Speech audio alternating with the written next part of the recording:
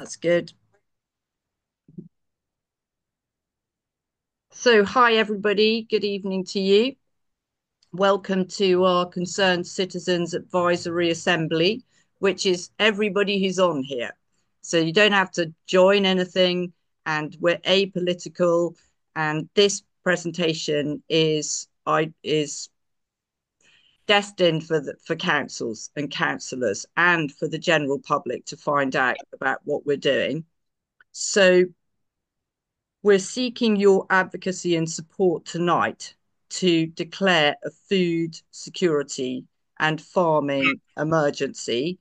And this is our assembly number 2. We did have some assemblies last year about the climate emergency, and this is the second one. So it's a repeat of what we did last night. Thanks, Glenn.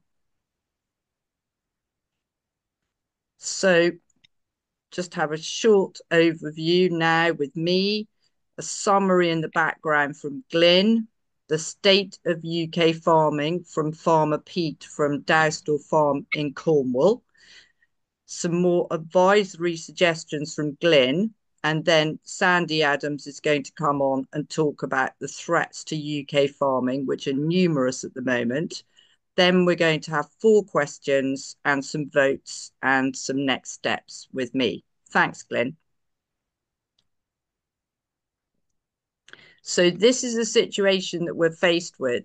The farmers in many countries have been warning the public about a food security and farming resilience crisis. The National Preparedness Commission identifies a serious gap in state thinking with next to no focus on food or civil food resilience.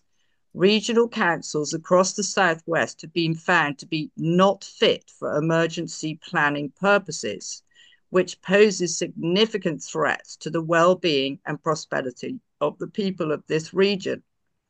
So we are advising councils to declare a systemic food emergency and to inform and prepare their communities as such. Tonight, we're going to be voting to endorse and advocate advisory suggestions. Thanks, Glenn. Okay, Catherine, can you hear me? Yes, we can hear you. Okay, so over the last 2 years, 3 primary councils in the southwest, Devon, Torbay, and Cornwall, have been served rectification notices. So, seeking assurance that the councils were fit for emergency planning and execution concerning the declared climate emergency, 7 concerned citizens, through a series of Freedom of Information requests, identified serious organisation and advisory failures institutionally across all councils. Root cause of these failures may be considered as advisory practices, namely, only one side of a highly contested scientific worldview was included in decision and strategy making, resulting in declaring a climate emergency that requires aggressive and extreme net zero policy. This bias and predetermination was not identified and corrected by audit or the governance system for over 5 years. So this constitutes a fundamental, serious failure of organisation, which, if left uncorrected, poses an ongoing critical threat to the well-being, prosperity of this region and its people. This is a serious threat from the organisation practices, strategic priorities and spending focus of the councils.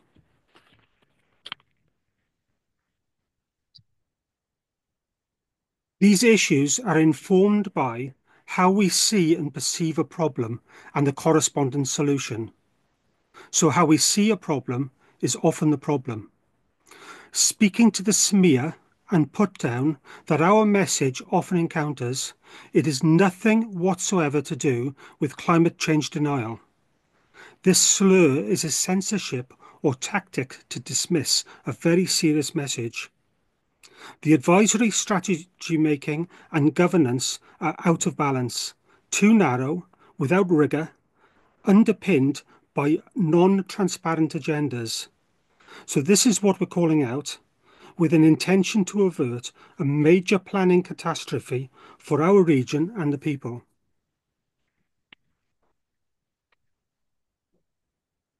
So failure to rectify and address these organisational issues in a mature and appropriate manner has led to the initiation of a Concerned Citizens Advisory Assembly, the purpose of which is to address the root causes of these failures and escalate the rectification notice to a default notice. The councils are in default to the rectification suggestions previously proposed. In November last year, 170 people voted in our first assembly to endorse these escalation measures and considered the threat from the council organisation system as being the highest ranking risk for this region. So concerning regional emergencies, our next step was to hold a gathering to hear from 7 concerned citizens, 7 highly experienced people as farmers, growers and activists to understand what's going on in the sector, to hear their experiences, their challenges and their solutions.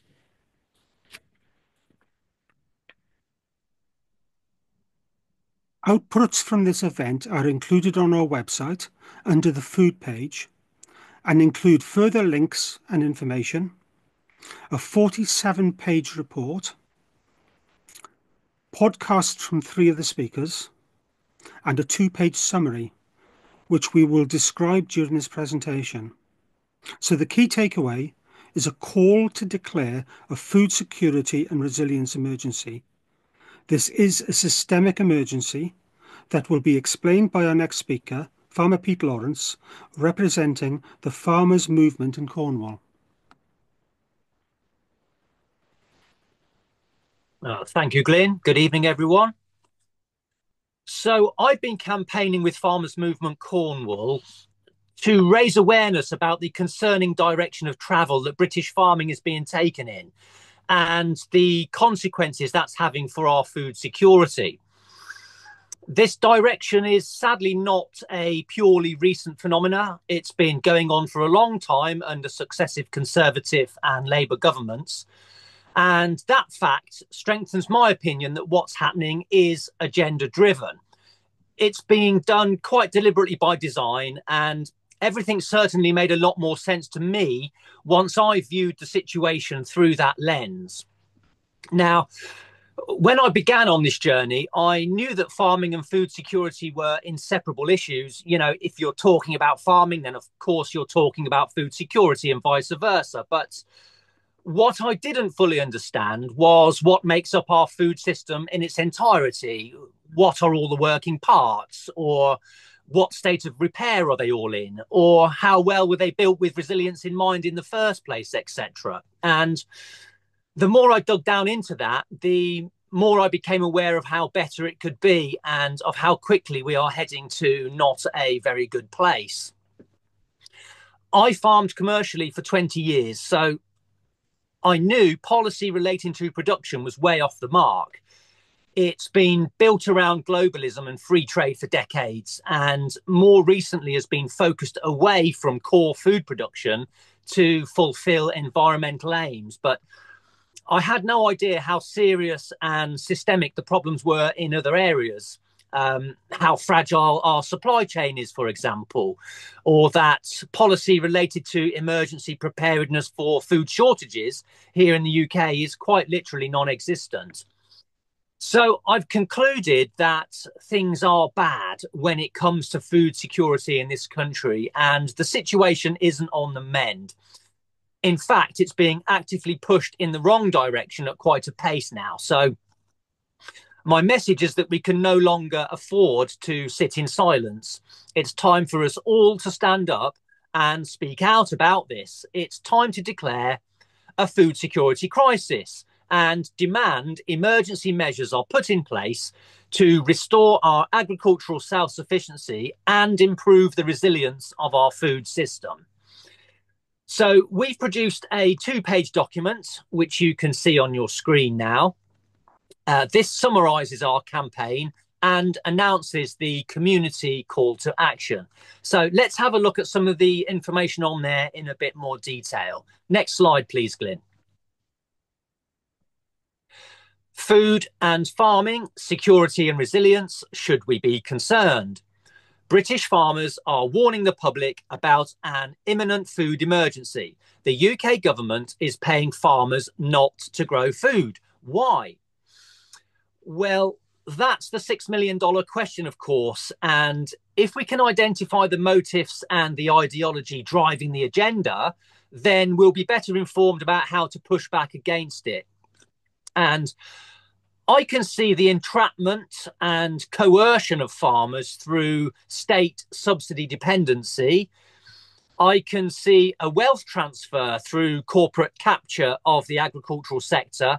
And I can see power being centralised into the hands of the few. So the motives clearly are control of the food supply. And whoever controls your food supply controls you. And if you're being controlled by a self-appointed and elitist plutocracy in the form of organisations such as the World Economic Forum, then I hate to break it to you folks, but the ideology is that of a dictatorship.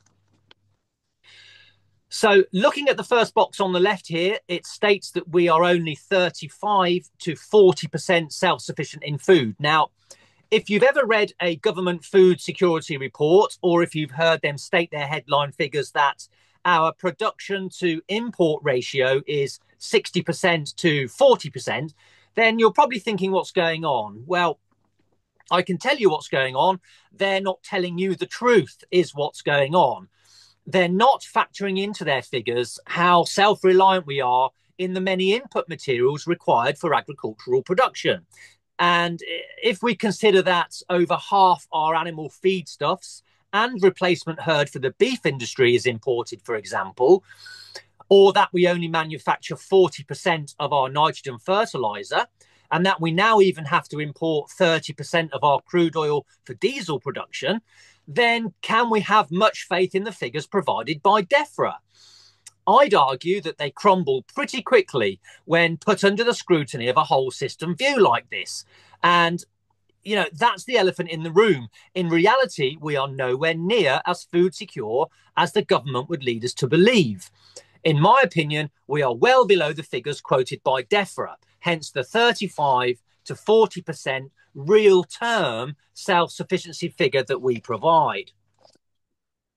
Last year did indeed see the second worst harvest on record due to the high levels of winter rainfall. And we also have in recent memory the wet season of 2020, which reduced wheat yields by 34% here. But weather isn't the only cause of supply shocks. The conflict in Ukraine caused a 25% reduction in sunflower oil in 2023. So the takeaway here is that in addition to our falling levels of food crop cultivation, weather and warfare can easily result in shock losses of up to a third of expected harvest volumes. 30% of farms are operating at a loss. Concerning enough as that statistic is, it's even more shocking to find out that this situation has come about within a very short 3-year period. Non-profitability within the sector was 10% in 2022, and it stood at 30% by 2024. Now, if that's not evidence of an industry in a crisis, then I don't know what is. Fragile just-in-time supply chains. Our supply network is, in fact, comprised of 2 distinct and very different supply chains. The first is a long-distance, resource-intensive, inherently fragile one, which serves our national supermarkets. This carries large amounts of third-party risk and very little food reserve potential, and is referred to as being of a just-in-time nature. The second is the short-distance, resource-light, inherently resilient one, which connects local growers to local food consumers. This carries almost no third-party risk and large amounts of food reserve potential, and that's referred to as being of a just-in-case nature. So, having made the distinction between the two, it's alarming to discover the disparity between them. That around 85% of fresh produce spending in the UK is made using supermarkets and their just-in-time supply chain. And only around 15% is made using the just-in-case local equivalent through support of farm shops, etc. So there's a huge imbalance in this area at present, and growth of the local short supply chain sector really must form a key part in the strategy used to restore higher levels of food security. Next slide, please, Glyn. Here we can see three statistics, all taken from various DEFRA reports. Production to consumption of native crops is now down to 73%. As previously mentioned, according to DEFRA, total food production in the UK is 60% of demand, but of course, not everything we eat can be grown here in our climate. So if we look specifically at production to demand of native crops, then we can see a clearer picture, especially of the rate of decline in domestic production, which was at 95% in 1985. We can therefore calculate that it's been falling at an average rate of 5.5% per decade for the last 4 decades straight. Return on investment in the farming sector is on average 0.5%. Output prices are so low or volatile and input costs so high that very little money is being made. In effect, every £1 million worth of asset capital invested is only able to generate an annual return of £5,000. Okay, the third one there we've already covered, the non-profitability. And at the bottom there it says, government policy and legislation under the influence of global corporations and interests is making traditional farming unviable. Well, I personally think you can see sufficient evidence presented here to back up that claim. And why in 2024 were farmers protesting across 47 countries? Well, the answer to that is that we're dealing with the worldwide distribution of a political agenda originating from organisations who work above the level of national government and who want total global control. Next slide, please, Glyn. So we have a serious gap in state thinking. Now, food security isn't just about agricultural policy and actual production.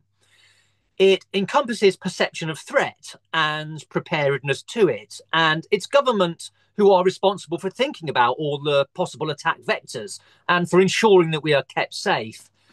They are our elected representatives, and in an uncorrupted world, that is the duty of care that they would hold for us through their positions of office. And so it was very worrying to discover in this report to the UK Preparedness Commission of just how unprepared we are for potential food shortages. Now, the UK does have an official government resilience framework, but there's no mention of food security in there or of how we can best maintain order in a crisis scenario. And we do have a national risk register, but of the 89 risks listed, only one relates to food, and that is being contamination of it, not lack of it, or how well we could cope with that. So quite frankly, there's an ominous and silent void when it comes to policy surrounding emergency preparedness for food shortages in the UK. Next slide, please, Glyn. So town and parish councils must declare a food security crisis, and local authorities must create food systems resilience committees as an emergency measure to urgently improve food security. A template is provided by Farmers Movement Cornwall. Now, that template is a food security policy flowchart, which makes recommendations to all levels of governance in the UK as to what needs to be done in order to remedy this situation. And you can find it under the campaigns tab on the Farmers Movement Cornwall website. And if you take a look at it, you'll see how this grassroots action fits into the bigger picture. Okay, so to finish, I'll just talk briefly on the last 5 points here.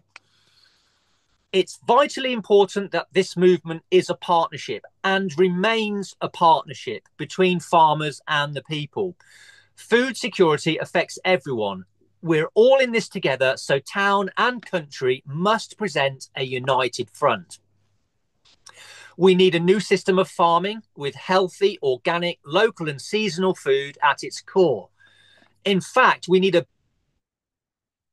big rethink about agriculture and our food system in general. And that's actually the silver lining here. Things are broken right now and need to be fixed. And in that, there's opportunity. Our perceptions and value sets around food need to change, along with how we grow and sell our fresh produce. We have to break the monopoly of global corporations. Time and time again, we see the corporate whales lure us into their centralized model with promises of cheap goods only for them to use their monopoly power against us. We must be aware of false economy and the risks it carries. And we have to aim to be 100% self-sufficient in food, at the very least 100% self-sufficient in native crop production, and as self-sufficient as possible in all the input materials required. We need to take community and personal responsibility for food and farming. We need to be the change. The current political establishment is not coming to save us. So in summary, we have a situation where we're not as self-sufficient as DEFRA say we are. In real terms, we're around 35 to 40%. Domestic production has been falling at 5.5% per decade for the last 40 years. We have an industry in financial distress. Shock losses of up to a third of expected harvest volumes have been seen several times in recent years.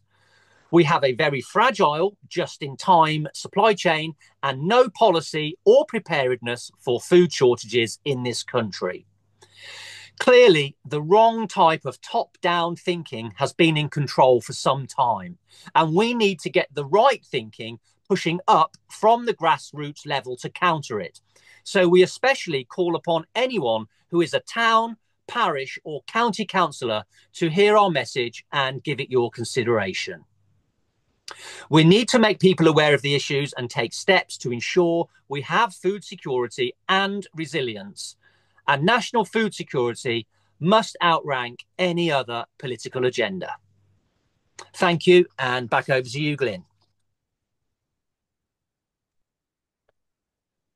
Okay, thank you, Pete. We'd like to take the opportunity to acknowledge and appreciate Pete for his clarity and civic-minded intention to bring this issue to the public's attention, alongside other farmers speaking out across this movement. So to coin a nautical phrase, we seem to have been sailing into a strong headwind. What do I mean? Let me recap. Initially, concerning the declaration of a climate emergency that required aggressive and extreme net zero targets and policies, 7 concerned citizens found that 3 primary councils were not able to discern and properly plan emergencies. There were serious failures and gaps in advisory, strategy making, governance and audit. These together pose significant ongoing threats to the well-being and prosperity of the region if left unchecked.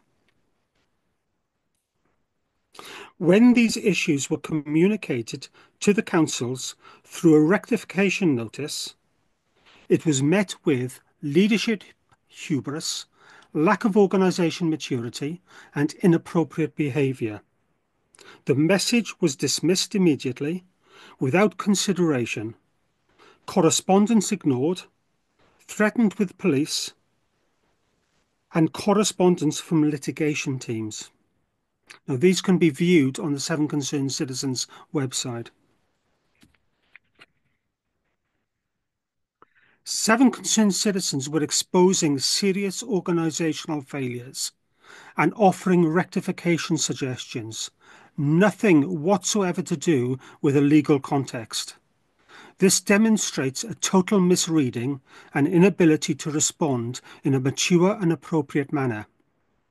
This behaviour and threat to the region from the organisation practices of the Council led to the escalation measures previously mentioned.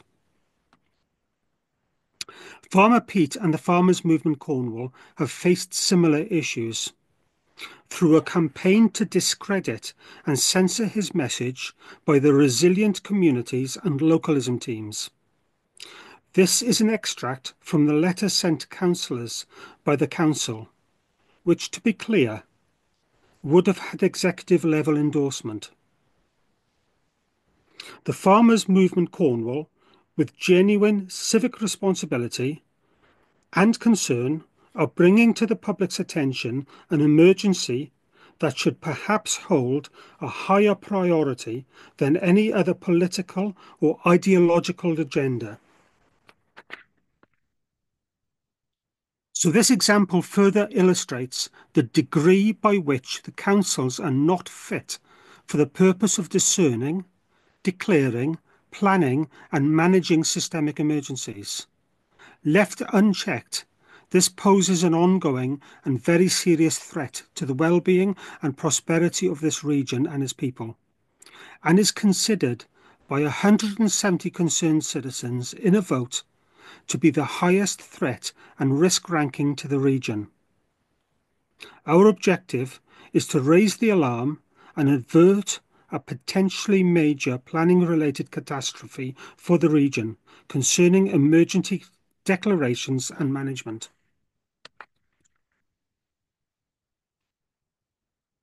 So, informed by the January gathering, 7 advisory considerations and insights are offered. That the food security and resilience is at a crisis and should outrank any other political agenda or emergency. A target of 85% food sufficiency, self-sufficiency by 2030, which speaks to a 100% ideal food self-sufficiency aspiration mentioned by Farmer Pete. To achieve this, a partnership of support is necessary between the people and the farmers. This includes closer connections, buying direct from markets and farm shops, community growing projects, allotments, home growing and land sharing. Regenerative and no-dig farming are promoted as best practice. Independent public education about health effects from production-intensive farming, chemicals, GMOs and artificial foods. A redirection of public sector emergency powers, funding and resources, and full scenario planning for this region, with a community call to action for conversations at family, community, parish and regional levels. Although perhaps not an immediately apparent through a food shortages event, this is nonetheless a systemic emergency. So why are we recommending full scenario planning for this region? As a rectification suggestion to the councils, scenario planning was advised, as it has the means to include, explore, scrutinise and understand different worldviews or scenarios. Properly done, it can mitigate bias and offer balanced forward strategy. This slide illustrates institutional biases and a tendency towards global corporations and technical-based solutions.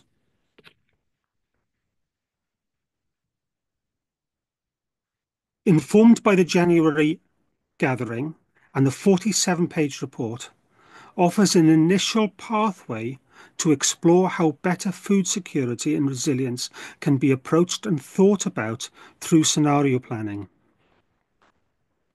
So approached as a journey where, with respect for other people's worldviews, we can listen and explore different scenarios. In this case, a people-based grassroots movement with a nature emphasis. Solutions that concern people and community, growing projects, closer links to growers, more home growing, and shorter supply chains. Ensuring fresh produce through veg box type schemes. So, what might a citizen's technology scenario look like? Ideas and innovation applications such as hydroponics and electroculture. These are presently emerging with greater interest across social media. So scenario planning can also be used to expose unclear or hidden agendas. Of note is the BlackRock fund manager buying up farmland across Britain, as here reported by the Sunday Times. Scenario planning can also identify benefits and opportunities that may otherwise be missed or disregarded. In this example, community development and resilience from growing schemes and benefits to mental health programs or initiatives. The approach can also highlight risks and threats. So if you go into a major supermarket today, you will invariably see more self-service. So what happens to the people's jobs displaced by AI and robotics? What about the 300 million jobs reported to be displaced by 2030? Perhaps communities need now to turn towards the land and recapture the relationship with growing, agriculture, and natural cycles.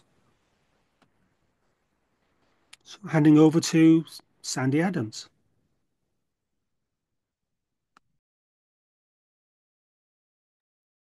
Unmute myself. Thank you very much, Glyn, and Catherine and Farmer Pete for such a brilliant presentation.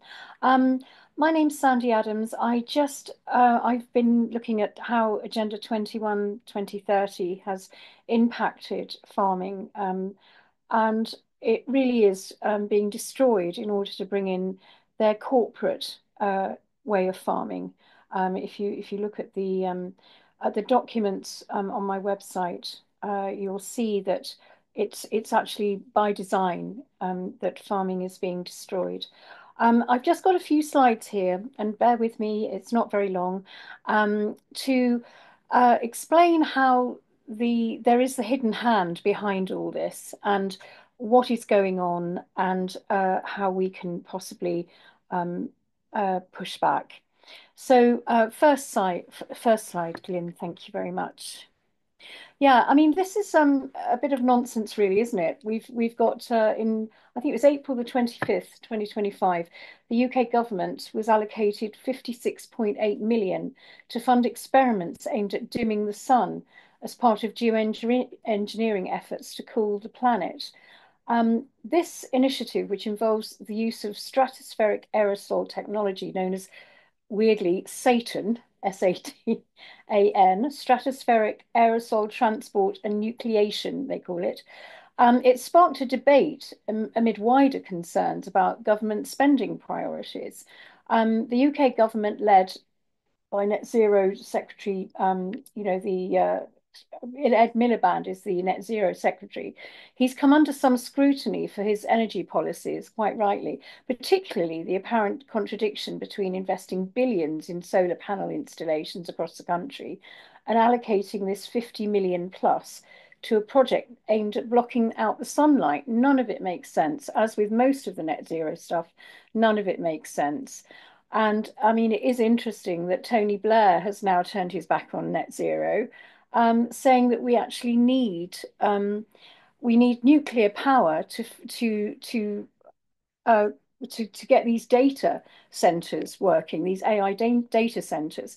So it's all topsy-turvy. I mean, net zero, no net zero, it's very confusing.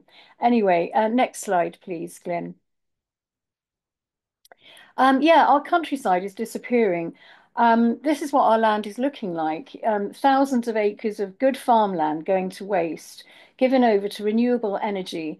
And when the wind doesn't blow and the sun doesn't shine, there's no energy. It's not created. The storage technology still hasn't been developed. And Ed Miliband has forced the acceleration of renewable energy, saying it will decrease energy bills. Well, this is false. Far from reducing our bills, it will drive energy bills up. Last year, each consumer paid an extra £40 in constraint payments to the owners of wind farms asked to turn off their turbines.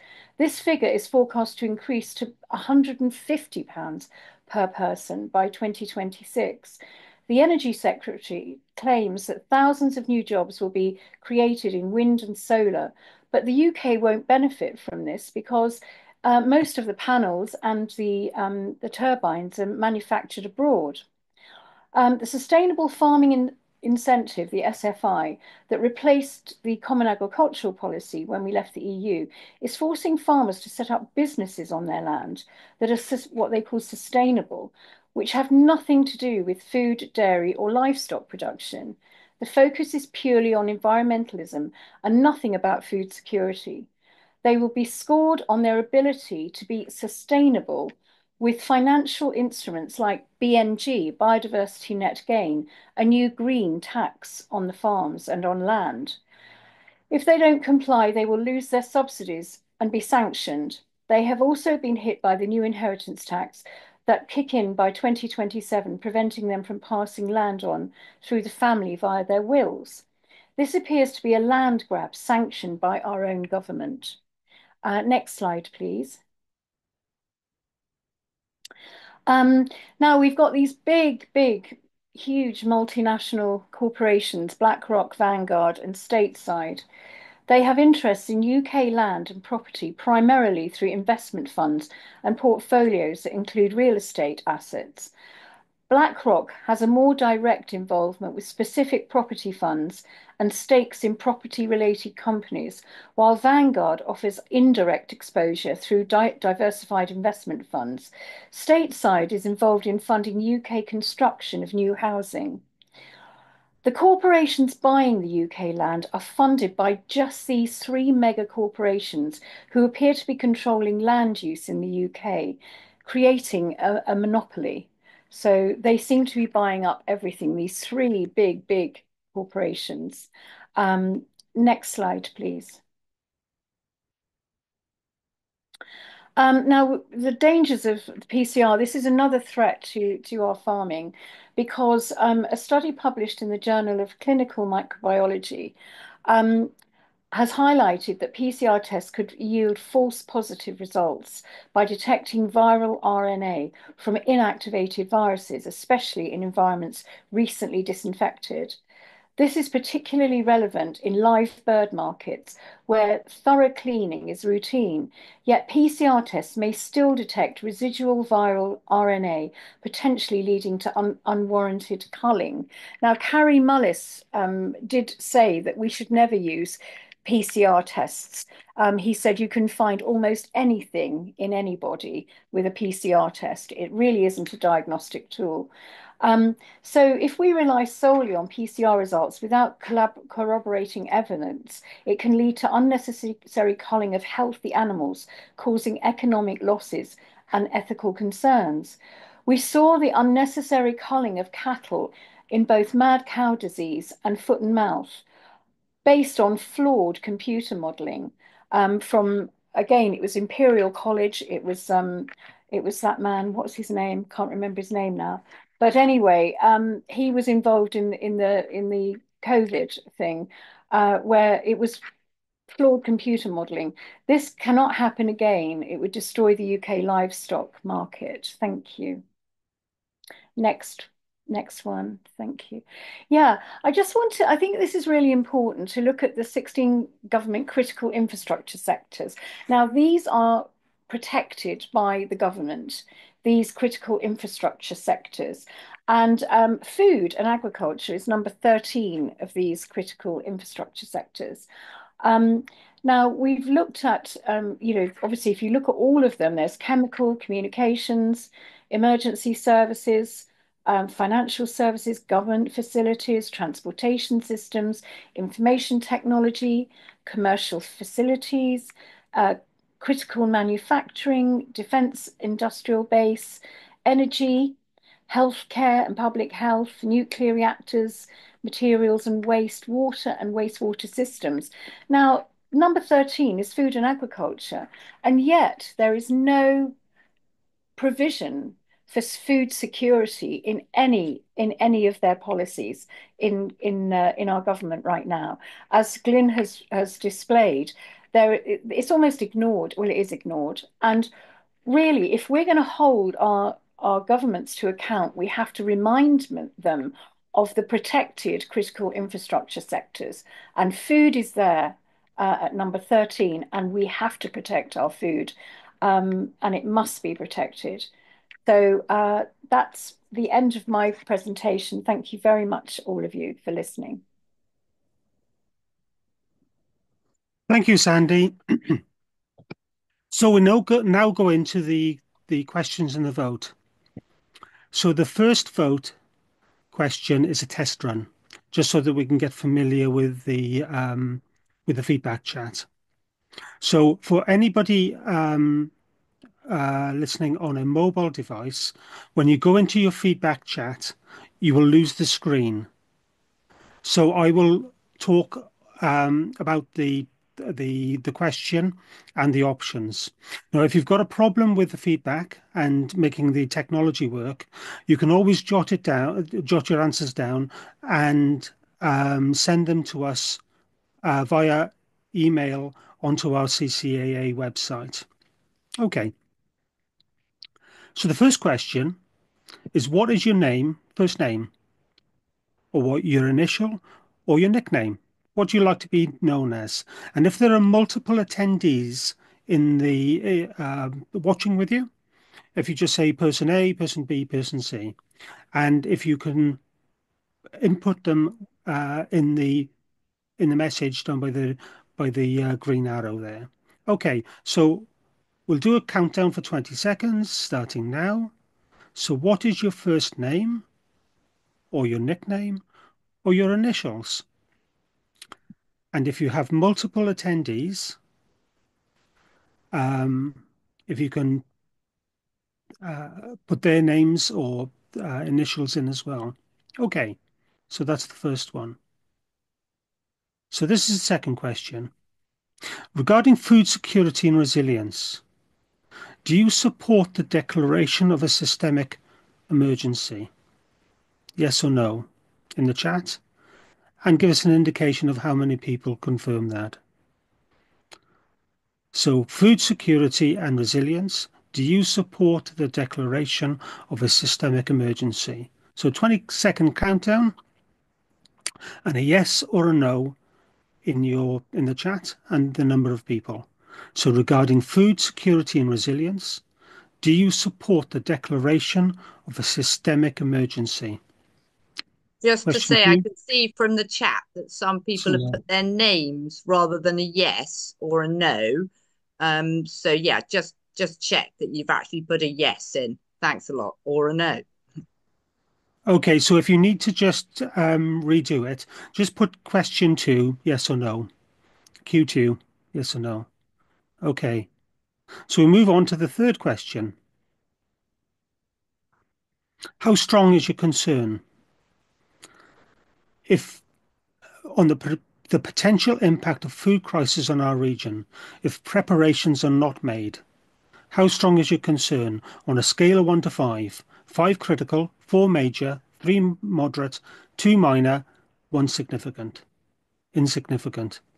So the potential impact of food crisis on our region if preparations are not made. How strong is your concern? So 20-second countdown.